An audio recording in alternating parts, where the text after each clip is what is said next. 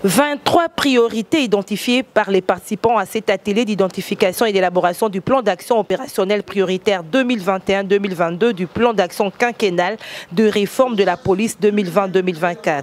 parmi lesquelles développer et renforcer le cadre institutionnel de la police nationale congolaise, construire, réhabiliter, équiper ou école de la police, renforcer le cadre institutionnel et parachever la mise en place de l'inspection générale, construire le siège et équiper le Conseil supérieur de la police nationale congolaise. D'où la formulation de ces recommandations, à savoir la mobilisation et les décaissements de fonds prévus par la loi des finances dans le cadre de cette planification par le gouvernement, l'adoption au Parlement et la promulgation de la loi de programmation assortie d'un budget programme au plus tard pour 2022, la signature par le gouvernement des textes d'application de loi de la réforme en souffrance, l'intégration dans la loi de finances de chaque année, le quotité annuel retenu dans la loi de programmation, l'encouragement de partenaires techniques et financiers de la réforme pour compléter les aspects du deuxième plan d'action quinquennal de la réforme de la police nationale congolaise et du plan prioritaire non couvert par le budget de l'État actuellement disponible.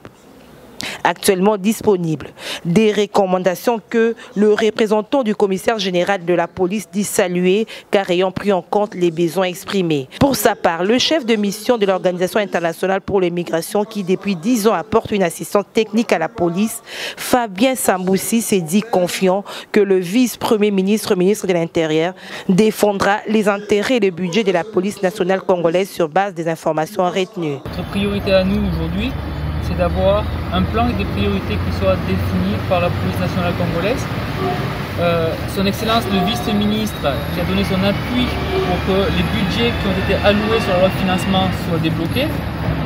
Son appui pour faire du plaidoyer pour que des actions, pourquoi pas supplémentaires, puissent être entreprises.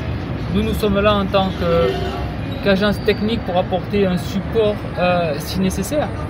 Ainsi, dans son mot de clôture, le vice-ministre de l'Intérieur, Jean-Claude Molipé, de rassurer qu'il fera les déblocages de toutes les situations qui lui seront soumises. La validation du plan d'action quinquennal de la réforme de la police 2020-2024, PAC 2, et de sa feuille de route claire repose sur 3 axes d'actions principales, à savoir le renforcement du cadre institutionnel de la police nationale congolaise, la professionnalisation de la police, la redevabilité de la police. Je saisis cette occasion pour ma part, en tant qu'autorité de tutelle